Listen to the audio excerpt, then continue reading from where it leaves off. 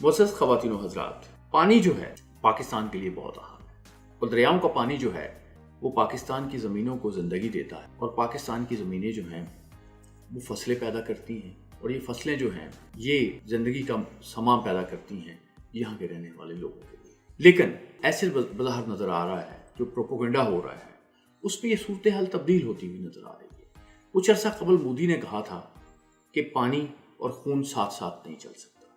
اس طرح انہوں نے گویا دھمکی دی تھی پاکستان کو کہ وہ پاکستان کا پانی جو ہے وہ بند کر سکتے ہیں۔ بھارت میں بہت سے ایسے دانشور ہیں جو مشورہ دیتے ہیں